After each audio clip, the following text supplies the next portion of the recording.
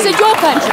It's all of our countries, but acknowledge it's all of ours. It's all of ours. It's all of ours. It's all of my country. That's fine. It's not yours. It's not yours. This is not the place. This is not the place. Sir? It's my country. Yes, sir. This is not the place. It's everyone's country. Everybody wearing this beret are saying we don't belong here. Okay, no one can hear you at this point, so I'd like to actually have a conversation, and I'll ask for tolerance in this room, please. Tolerance. All right, Sinet? What I'm saying is that I don't think the problem is with people on the ground, even the people sitting here. People who govern and politicians are determining the success of what is happening on the ground.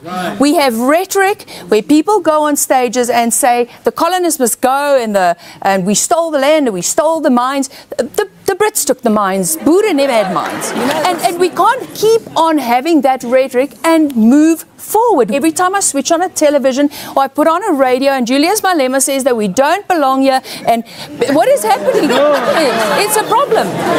You cannot preach reconciliation to one segment of the country and preach empowerment to the other segment. All right. There's a vast difference between, and I agree with you, there's a vast difference between rhetoric that's used to manipulate the population and sway people and the truth. Ne? And I would be interested in hearing how white people process the emotional baggage of what their ancestors did.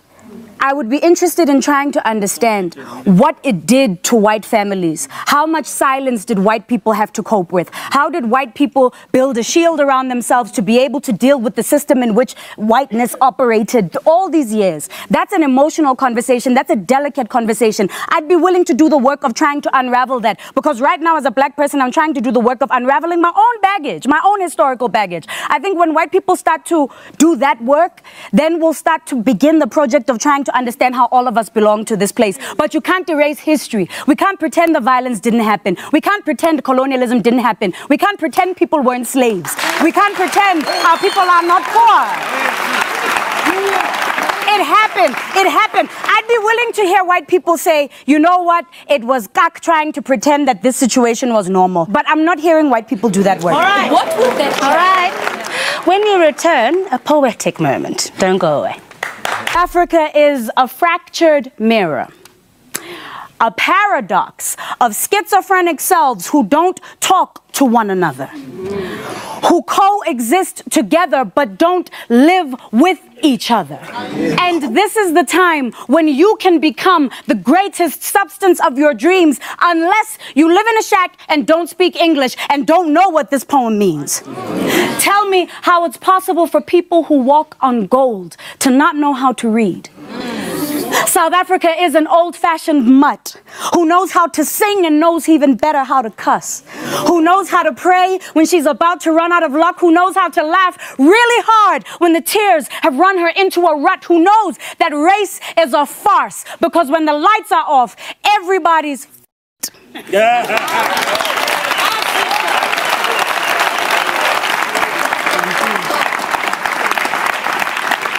There's a lot of anger, there's a lot of, I don't hear hope yet.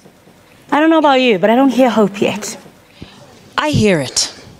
I hear it. Just us being here, having this conversation together, getting to a space that we need to get to as a nation, it will take a very long time. It's not child's work. For me to sit and listen to Sunette, listen to Pierre, listen to Sisonke and to Lebu, and hear the various voices and digest the message that comes from them, I feel pained. I feel their pain. But at the same time, I feel there's hope because we're talking about it. We put a plaster on a gunshot wound in this country. That's what we did. And that needs to stop. We need to talk to each other and then come to a space of understanding. Because you're with the EFF. Yes, I am with the EFF. Explain that to me.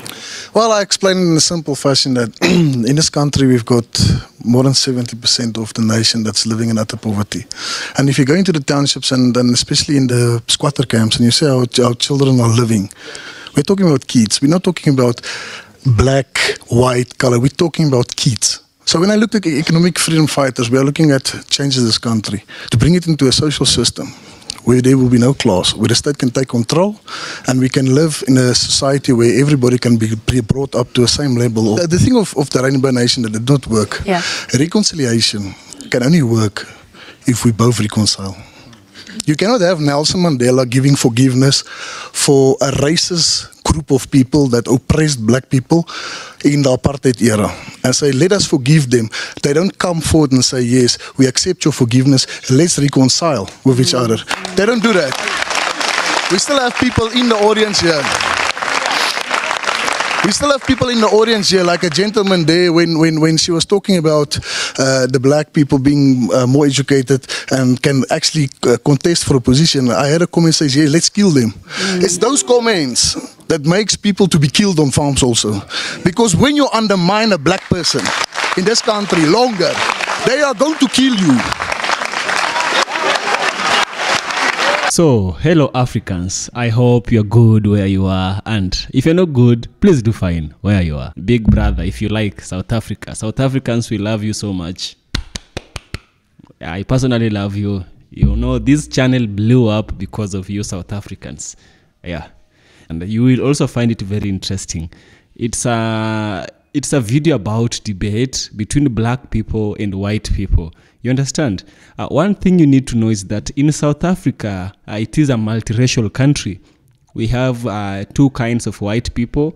We have the Asians, we have the Africans who are the natives of the land. You understand? Now, the Europeans, the two kinds of Europeans we have there. When I say the two kinds, I mean the ones who are in large numbers.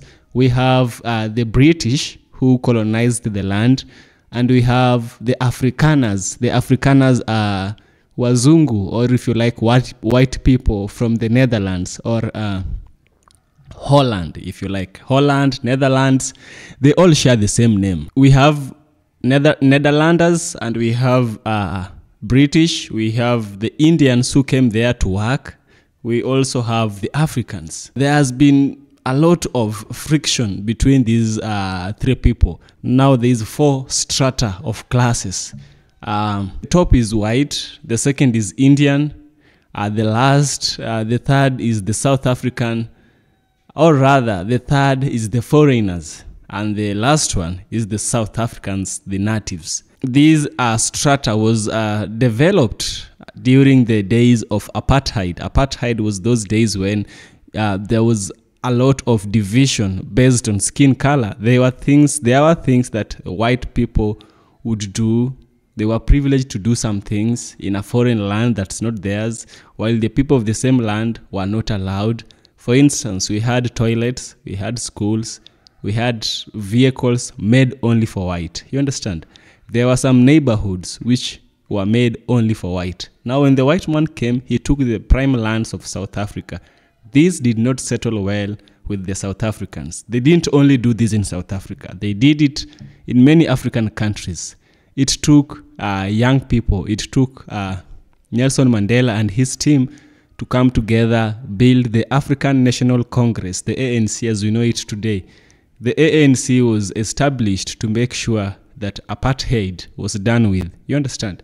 Now, it took another 27 years for Nelson Mandela to be arrested in a place called the Robben Island. This person was suffering for the liberation of South Africa so that we wouldn't have the apartheid, we wouldn't have the bad things that are happening. Now, remember I told you that the white people took the prime lands. It reached 1994 and the South Africans decided we want our independence. There was a lot of pressure even from the international community. It forced Frederick de Klerk, who was the last white president of South Africa. It forced him and he had to give up. He gave up and he handed power to Nelson Mandela, the first black president of South Africa. Ever since, there have been claims, amendments, proposal that the lands which were taken from Africans by the white people, those prime lands, should be brought back to the Africans. And this video we are going to watch is based on all these that I'm telling you. So I want us to watch this video, get to experience how the real South Africans were experiencing this problem and then I'll share with you my thoughts by the end of the video. So without further ado, let's get in. After that, we shall share a deep critical analysis of this video. Kayadlanga, let's just admit it. The Rainbow Nation has failed. The whole idea of non-racialism 20 years on, a pipe dream. In fact, we should blame you marketing guys. I wonder whether we're willing to cede our I-ism, our colorism, our Indianism, our blackism, our whiteism, our Africanism in the interest of an African identity, which is something that I think is far more compelling than the kind of silos that we are trying to construct. I think that there's no getting away from the fact that the project of apartheid was very linked with white capital expansion. I think it would be more useful to frame our conversation around rather affirmative action, corrective action, because what are we doing? We are correcting what has gone wrong. Reconciliation is not just about, I'm so sorry, I love you, you love me. No. All right, Sinet. Embracing your African identity. Please speak to that first before you make the other points. Yes, absolutely. We started this conversation with regards to the Rainbow Nation. There cannot be a rainbow if we do not embrace the fact that we are several different cultures, we speak different languages, we have different traditions, and that was the plan, is for each of those to be preserved so that together it will be a really nice picture. But it all just became one big grey mess, and majority takes everything. And you cannot deny that. You cannot deny the fact that tribalism is alive and well, and I actually think it's a good thing. I mean, Zulu people they own 37% of Natal in the Ingonyama Trust, and nobody knows that the Zulus have an entire homeland in the brand new South Africa. But let them have it if they want, but then give it to us as well. I want to stay with this point about the rainbow and everybody having their own piece. And maybe you want to speak to that because you want to raise the issue of the Khoi. Yeah, I just want to start by saying your question, did the Rainbow Nation fail? It was never successful because it was never reality. You see, since Codesa, this was a black and white talk. You've sidelined us. So are you saying that there were no coloured people, no Khoi people around the table at Codesa? We are not included. We are not even like it's here. They were there. You see, you have seats. You have seats for whites and blacks. Sir, could we stick with the topic, please? At Codesa, there were coloured people. There were people of Khoi descent. No, this is not a Rainbow Nation. We are the Rainbow Nation, the ones who are being pushed aside. The rest is a zebra nation.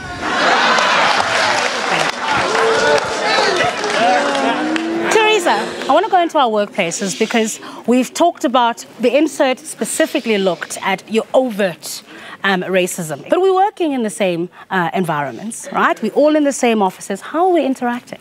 Pretty negatively, unfortunately. I mean, after 20 years, one would have hoped there would have been more progress in terms of integration. You know, if I look back 20 years when we first started doing this work, there was definitely far more overt racism. I find it's now a far more covert thing. It's as if we can't talk about race, especially as white people. And until we have this discussion, especially in the workplace, until we negotiate and talk to each other, we're never going to build unity. This is our 20th year of democracy, and we're still hearing about me and my white and my, red October movement, and me and my little coloured thing. Why can't we be united? But so we need to educate each other. But isn't what Sinet saying is that we need, she's talking about the rainbow, but she's saying everybody in there needs to have their own space, and she feels that they don't have their own space in this country. I think that, you know, we have so much space as white people. We have benefited hugely, and we still benefit every day from apartheid. It's nonsense to say we don't. Part of what happens in these conversations, and I spent many years of my life working on gender issues and working as a gender trainer. And so you'd come and have a discussion about what men and women and how women have less power than men. The men in the room would say, but you're not acknowledging the places where you have improved. And it would make feminists, myself included, feel very defensive. But the reality is that if I am not able to acknowledge that as a black person who has one of the most fantastic educations in the world, has access and political networks, and walks into a room with confidence and will get the CEO position regardless of affirmative action, right? If I don't acknowledge that I have power, right? Then we're not having an honest conversation. And then Sinette and my brother over here get upset because the reality is there has been an increase of some black people's power. There has been a new black elite that has formed. So should we then change the way that we do black economic empowerment, change the way that employment equity is done? Maybe. So me and you, who have already benefited, no longer benefit from what it. I'm saying, so I believe in affirmative action. Yeah. Okay? Because I'm also not, I'm not a black person who is so individualistic as to say my power and my access means that no one else must have. What I am saying is that a mature conversation on race also recognizes there are different types of power and that there are shades and nuances in the conversation about power. And when I can accept my own privilege that in a new South Africa, the cachet of being an articulate black person has a certain type of power, if I can accept that and acknowledge that, then I can have a conversation with Sinette because I've given a little bit of what she's talking about. And then I hope she can also hear me, right? You agree? I agree very much with what she's saying. I think it's about owning the truth of your own story with all of its complexity. So for me, as an educated middle-class woman, I know that when I walk into spaces, I carry a certain currency that is not carried by my brother who can't pee in a toilet that I peed in when I went to Wits. Exactly. You know? Exactly. But at the same time, I also acknowledge that when I do walk into spaces, for example, going into very poor, disenfranchised communities, I also have to acknowledge that the dysfunction that I see that exists in those communities is part of my historical baggage. I carry it within me. It's in my family, it's in my heart, it's in my choices. And what is worrisome is seeing people who own so much power in terms of land, in terms of resources, in terms of people you employ, in terms of the language that you've taken from these people and used to create a nation. You own so much power, but do you concede that? Do you acknowledge that? Do you own that? If you owned a little bit of that, it would be easy to come to the table with you. It would be easy to acknowledge death is death, pain is pain. I mean, there were 350 years of conscription in this country. It's only one generation of white men who didn't go into the military. How much pain exists in white families? I'd be willing to hear that more than I'm willing to hear that your pain is your pain only, because everybody in this room is carrying pain. But I don't believe the debate from our side. 20 years into this democracy, the debate from our side has never been to negate your pain, nor has it ever been about saying that we want back to where we came from. White people voted for this democracy. No, they didn't. Yes, they did. No, they didn't. Yes, they did. No, they didn't, Sissy. No, they didn't. Yes. A handful. Did you vote ANC in 1994? I'm not talking about the ANC. Please listen. In 1992, white people had a referendum to decide whether they're going to allow the vote. And we gave the vote because we thought that what was happening was wrong. It wasn't yours to give. Do you acknowledge that? It was not your country to take in the first place, but we acknowledge the fact that you are here. We acknowledge that you are here. It wasn't your country to take. Is it your country? It's all of our countries, but acknowledge it's all of ours. It's all of ours. It's all of ours. It's all of my country. That's fine. It's not yours. It's not yours. This is not the place. This is not the place. Sir? It's my country. Yes, sir. This is not the place. It's everyone's country. Everybody wearing this beret are saying we don't belong here. Okay, no one can hear you at this point, so I'd like to actually have a conversation, and I'll ask for tolerance in this room, please. Tolerance. All right, Sinette? What I'm saying is that I don't think the problem is with people on the ground, even the people sitting here. People who govern and politicians are determining the success of what is happening on the ground. We have rhetoric where people go on stages and say the colonists must go and we stole the land and we stole the mines. The Brits took the mines. Buddha never had mines. And we can't keep on having that rhetoric and move forward. Every time I switch on a television or I put on a radio and Julius Malema says that we don't belong here, and what is happening? It's a problem. You cannot preach reconciliation to one segment of the country and preach empowerment to the other segment. All right. There's a vast difference between And I agree with you. There's a vast difference between rhetoric that's used to manipulate the population and sway people and the truth. Ne? And I would be interested in hearing how white people process the emotional baggage of what their ancestors did. I would be interested in trying to understand what it did to white families. How much silence did white people have to cope with? How did white people build a shield around themselves to be able to deal with the system in which whiteness operated all these years? That's an emotional conversation. That's a delicate conversation. I'd be willing to do the work of trying to unravel that, because right now as a black person, I'm trying to do the work of unraveling my own baggage, my own historical baggage. I think when white people start to do that work, then we'll start to begin the project of trying to understand how all of us belong to this place. But you can't erase history. We can't pretend the violence didn't happen. We can't pretend colonialism didn't happen. We can't pretend people weren't slaves. We can't pretend our people are not poor.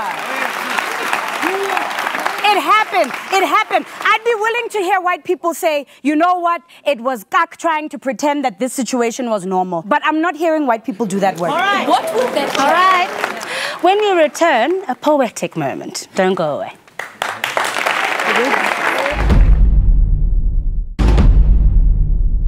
South Africa is a fractured mirror, a paradox of schizophrenic selves who don't talk to one another, who coexist together but don't live with each other. And this is the time when you can become the greatest substance of your dreams, unless you live in a shack and don't speak English and don't know what this poem means. Tell me how it's possible for people who walk on gold to not know how to read. South Africa is an old-fashioned mutt who knows how to sing and knows even better how to cuss, who knows how to pray when she's about to run out of luck, who knows how to laugh really hard when the tears have run her into a rut, who knows that race is a farce because when the lights are off, everybody's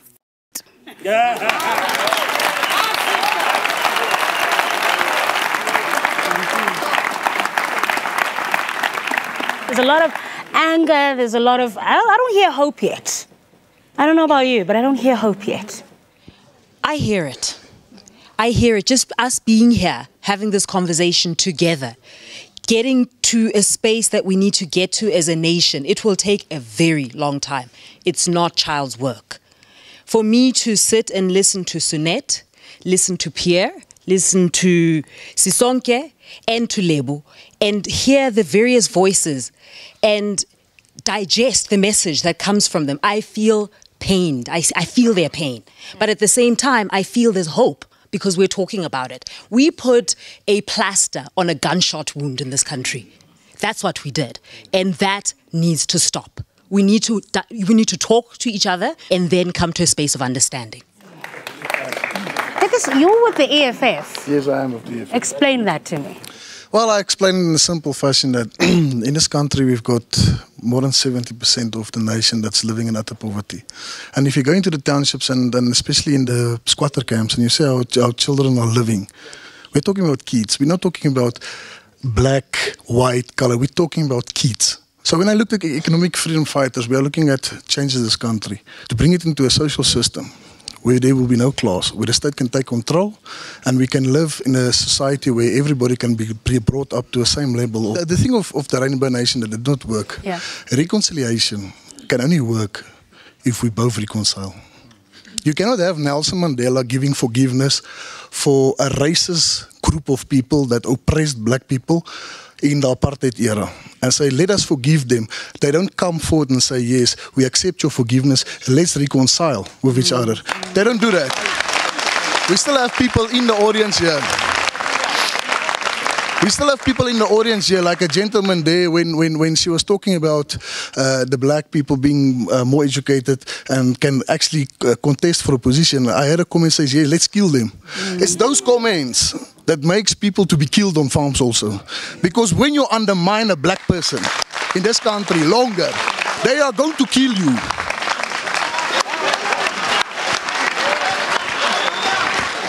I'm Myrtle Wetboy and I'm from the South African Domestic Workers Union. It's not about color. It's not about whether I'm a colored. It's whether I'm a human being. And I think we need to do that. you know the pain of a domestic worker? Do you know what it is to be isolated in the backyard of employers? To sit there when the employer go out with their beautiful cars and I remain in the backyard. I was there in the apartheid years. But one man came out and he forgave. And that time, when I was in the struggle, I did not say I was a colored. I did not say Mandela is black. We were fighting for freedom. That is what we were doing.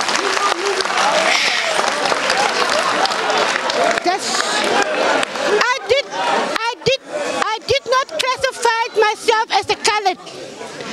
And when Comrade Mandela came out, he said there's black and there's white. And since that day I walked that path. I am black. And I am proud of it. If we want to free ourselves, we must free ourselves from this color thing. We're not going to become free because we are bitter. We are oppressed even in our working place. Our employers don't recognize us. We raise the children. But you find that at the end, you dismiss, you are stealing, my pant is missing, my sugar is missing. There's a certain amount of people which wants to create a nation of unity. And then there's us, the Boers. We don't take part in this. And we're not going to. And we're not going to go away. And we're the rightful owners of this land. So,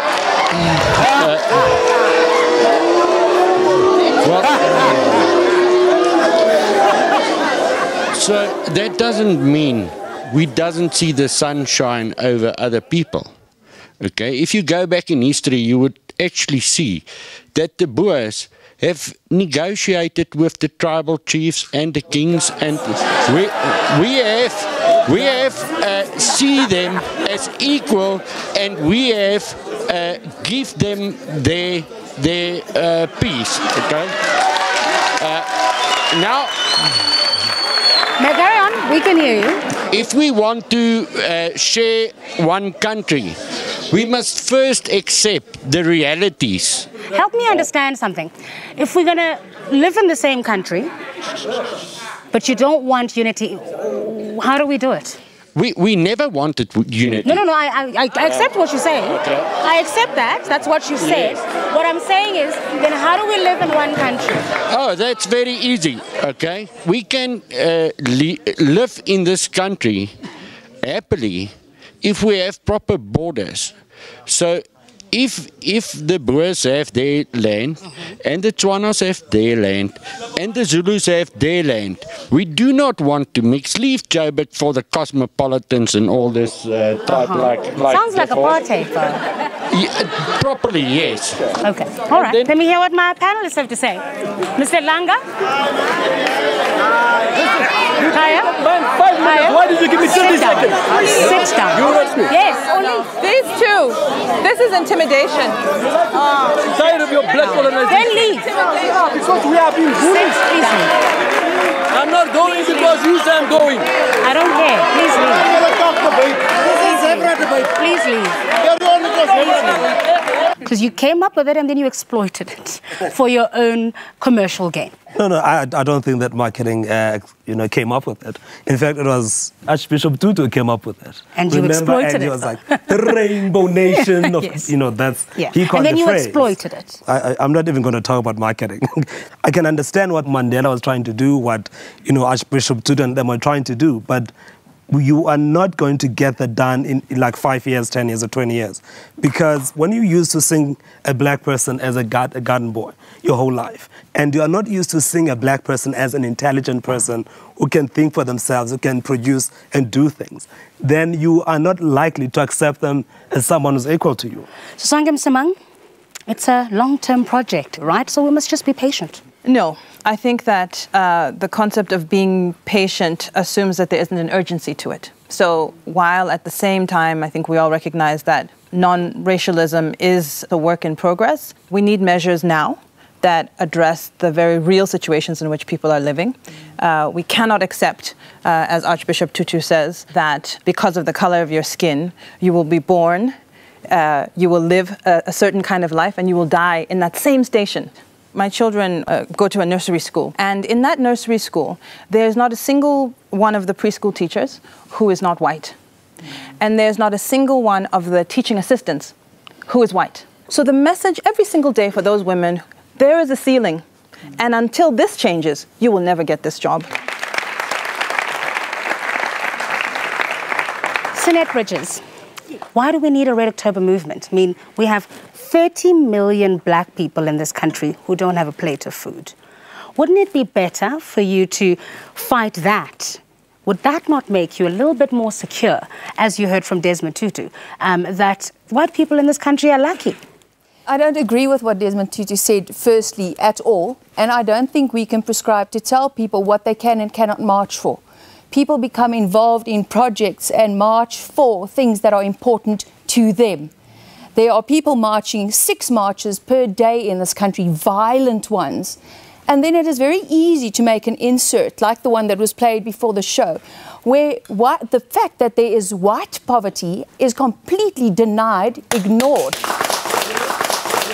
I, in fact, don't think that most of the people here know that there are white squatter camps. So why not partner then with the other people who are in squatter camps who are fighting for similar things to those white South Africans who live in squatter camps? Well, why segregate yourselves? No, part of the Red October was had to do with affirmative action, broad-based black economic empowerment. These are discriminatory laws. There are 1 million people, white people, left in the job market in South Africa.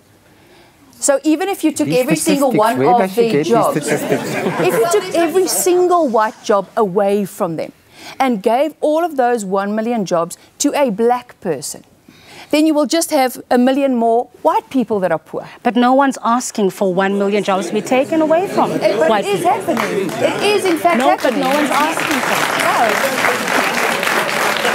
It seems to me the height of self-indulgence for white people to go on and on about affirmative action in the face of so many very real and pressing national problems. And I think part of what's going on with the affirmative action kind of hang-up that white people have is it's the one area since democracy came where white people were forced to not be allowed to state their case and to win that particular fight.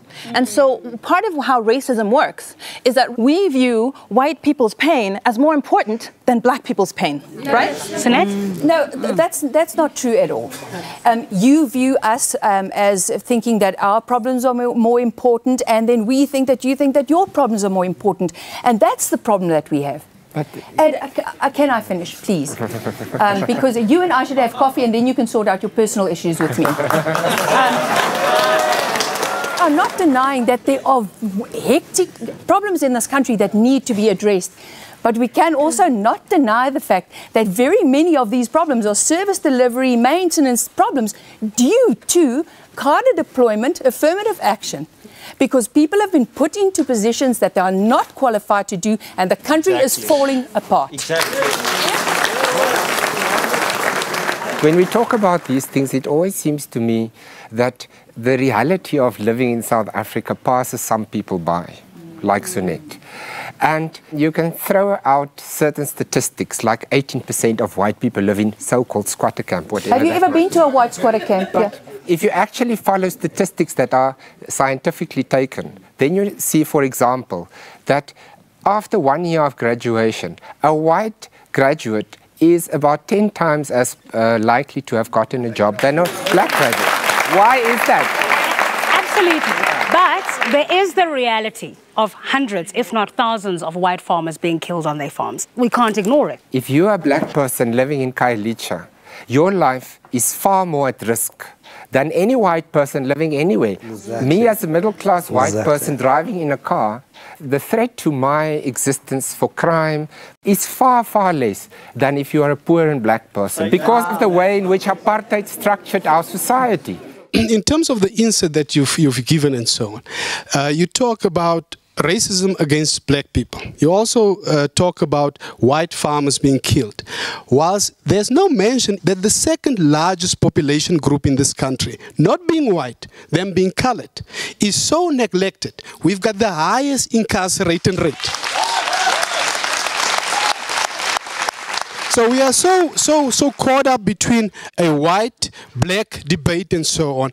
And this ideal, the zebra debate, this ideal where we want to grow to in terms of a rainbow nation is, so to say, denied because we are leaving behind the people who are originally in this country. Let me ask you this. When the racial categorizations are made in this country under, for example, black economic empowerment, employment equity, colored people fall under black people. Why do you feel the need? No. Yes, let me finish my point and then you can respond. Why you feel you must hold on to that identity and why it then leads to the exclusion that you're talking about? There can be many reasons, but the sole reason is we are a social construct in this country. Secondly, constitutionally, we have the right to associate us with whomever we want to. Yes. We are coloreds. There's nobody representing us here. I'm just asking for fairness. I'm saying if we are really serious about speaking about racism, let us give each other a fair chance. Let us say there must be a black person, there must be a colored person, a white person, an Indian person. But you can't say let's talk seriously about racism, but you exclude us. All right. Dr. Mulder, if you could stand up for me. The Rainbow Nation is in trouble, in serious trouble. When we started the constitutional writing process in '95, I was present as a member of parliament. An ad was put out to the public to say, what is South Africa about? It said, at that time, 20 million women, 18 million men, 8 religions, 25 church denominations, 31 cultural groups, 14 languages, 9 race groups, 1 country. And if you look at the audience today, that is the reality of South Africa. The question is, how do we deal with that reality? How do we take South Africa forward and create a society where we can live in peace and harmony and take our country forward? Now, my fight is not so much with our friend from Coca-Cola. My fight is with a friend from South African breweries. The impression is created of this wonderful rainbow nation. We see that every Saturday in sporting advertisements. The true problem is that the recipe for nation building in South Africa is wrong. We cannot stumble from one sporting event to the next and think we're going to build a nation in terms of people feeling that they belong, that they are accommodated. That's why the Minister of Sport reacted so terribly about Bafana Bafana, calling them useless idiots. Yeah. Why? He hoped that they would win the cup and the ruling party can ride on that sentiment until the election. That's what he hoped.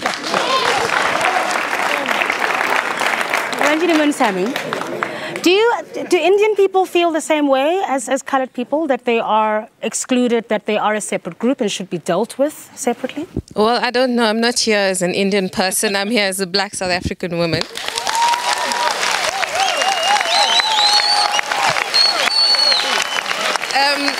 The problem, I think, is that in the first few years of our democracy, the ANC had a discussion which they called the national question about how it deals with the question of race.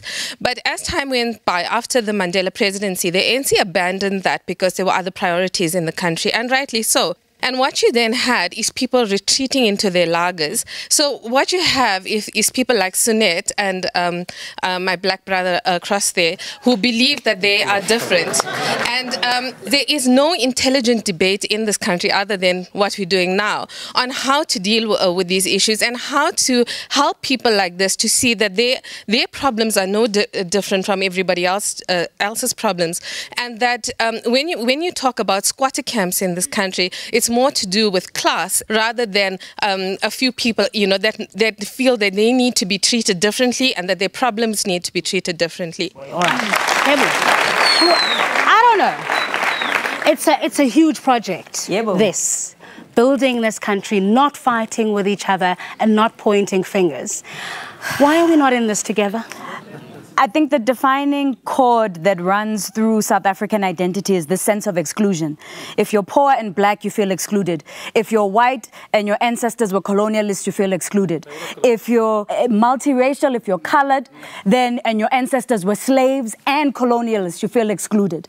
Everybody in this country feels like they're being pushed out of the box of South Africanness. Our country was built on 350 years of systemic violence. Systemic violence, misogyny, and the exclusion of people. When we start to deal with the emotional,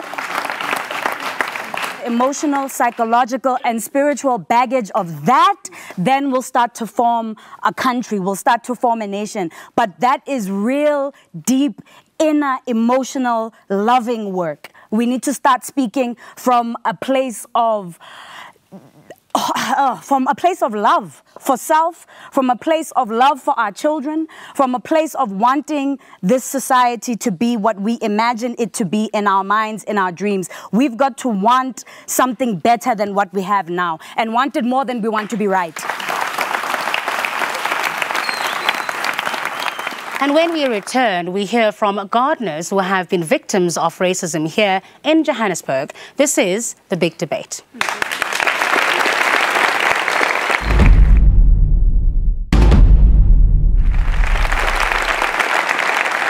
And welcome back to The Big Debate on racism. A black South African can expect to receive approximately 13 cents for every rand received by a white South African. That's up 1 cent since 1994. Some of those workers paid the least are domestic workers, cleaners, and gardeners. Wits University has outsourced some of these workers to save money. Let's speak to one of them. Yeah, ke berekela university as outsource. So I gone treatment je tshwanetseng je di bontshang gore re batho je re tšeo ka batho. I mean if you bola ka racism la motho mtlamile re bola ka inequality e leng gona go university. I mean if o sana le batho ba sa sebeletsang ba golang 1200 rand or 2000 rand ka kgwedi, which means a gona re ka re as batho ba ntsho. University even ka bo yona I engage or I netaba le batho ba bantsho in order go teach civilization if you nka bola ka mogona o. Okay, so nibhatala kancinci futhi anikwazi ungena kwi toilet zonke eze university, anikwazi ungena nase library. No, library abadumele batho ba tsana ka library especially as ba sebetsa or as outsource. But previously ga ba sa dumele even ba ya go toilet ba batla batho ba sebetsa toilet e1. Racism is a inequality. I'm listening to everything that's been going on, and everyone is talking like us, you know, the coloreds. No one is talking about us. We, the black people, were being oppressed. Oh, there's white poverty. No one is talking about the white poverty. And I think the issue is resourcism over racism. Everyone thinks that there aren't enough resources for me. And what happens, even if you look at other countries, look at Greece, for example, look at Russia, the moment they experience a recession, what happens is that they start attacking foreigners. Of course, there's a resource problem. But in essence, the whole question, why can't we just get along, sit in a circle and sing Kumbaya? It is all about power. Who has the power? And power is not only whether you have political power. It's whether you have economic power, yes. Whether you have social power. If you have a white skin in a racist society, you have more social power. And it's a nasty concoction of things that makes it very difficult for people to come together as equals. Now, so are you admitting then that by virtue of having a white skin, that you have a level of power that I, with my black skin, wouldn't? I do, socially. For example, if I go into a shop, I know that no matter if I come from the gym, if I go to the gym, and I'm dressed scruffily, nobody's going to assume that I am somehow up to mischief. If I'm a black person and I go to the same thing, people are going to assume it. This was such a powerful video to watch, you know. Now I'm having a better concept and a better image of South Africa than the one I did before. So, you know, South Africa has a very colorful flag. No wonder it's called the Rainbow Nation. South Africa is called the Rainbow Nation, and they have literally painted their flag with some of the colors of the rainbow. You know, rainbow means uniqueness, diversity, and unity. It means unity in diversification, which I find it very interesting. Now we have people of different races, different cultures, white, blacks, which are the natives, and the coloreds and the Indians. You understand? Now, racism in itself is a construct, according to the video and according to what I know as well. Racism in itself is a construct that was made by the white person. It was made by the white person to dominate. It was made by the white person to fulfill himself, to push things ahead of himself in order for him to be seen as somebody mightier than the others. There is no race which is bigger than the other. And if you want to know it's white privilege, we don't have white privilege in countries where there is only white people. You only get white privilege when a white person or a white nation habitates black people or other people who are non-white. But the colors, according to the video, you've seen that the colors of the rainbow are now tarnishing. The color of the South African rainbow is being tarnished, and it is being tarnished by racism, by white privilege, by white power structures. People like Julius Malema have always come forward to say, we don't want this thing no more. We want to do away with racism. We want to do away with the land appropriation. You see, South Africa is a capitalistic country, but Julius Malema wanted to bring socialism. He wanted to bring communism. He sought out and he realized that communism would take back what belonged to the Africans, back to the Africans. His methodology might have been different. As you've seen, the white lady was so much complaining about the methods that the black people are using to take back what belonged to them, even though she has not said it belonged to them. But the methods are what she's having a problem with. To me, I think whatever belongs to the black people should be given to the black people, and South Africans should learn to coexist. South Africans have learned to coexist with one another. But one race, which is the white race, thinks they are superior than other people. You've seen from the video that a black person and a white person goes to the same school, same teacher, and same everything. But once they have graduated, the white person has a higher chance and a higher opportunity of having a job than a black person. Tell me, how is this possible? And how is it possible in an African country? It really confirms the concept of white privilege and white superiority and white power structures. The rainbow is now fading. The rainbow can never be one color. The rainbow is a collection of 7 colors. Without none of them, it's not a rainbow.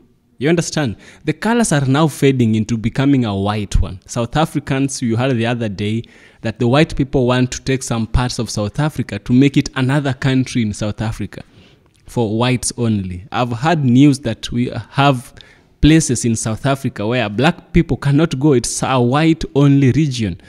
A place called Orania, something like that. You understand? These things, when a black person looks at them and it's happening in their own country, how do you think it makes them feel? It makes them feel bad. It creates rage. It creates bad energy. It creates envy. Envy that shouldn't be there. You know, envy is when you want something that you don't have. But jealousy is you are afraid of losing what was yours. Now, jealousy has turned into envy to the black South Africans. They are envious of white people because white people have taken what belonged to them and they want it back. Now they don't see it as theirs. They want it. They want a share of the piece of cake. The cake has always been African, has always belonged to the Africans in South Africa. Apartheid was never ended. It was just suppressed, and it metamorphosized into another form in the social arena, in the political arena, in the educational arena, in the economical arena. The people such as Julius Malema have been fighting on the economical arena to ensure there is justice, to ensure that there is equality. That's why he was opting for communism. Communism would see that all lands do not belong to the white capitalists, but it belongs to the state.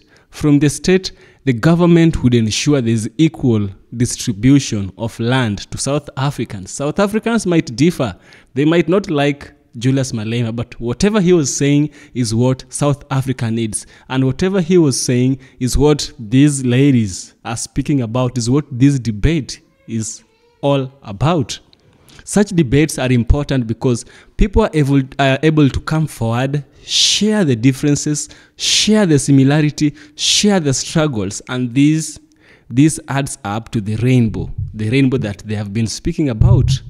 Understanding one another, understanding your differences, and finding a common place that brings you together.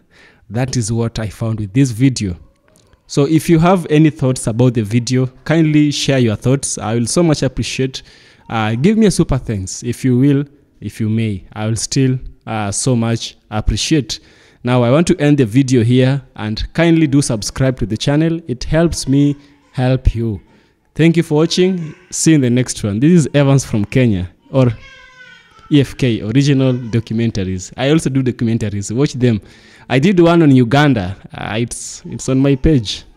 Make sure you watch them as well.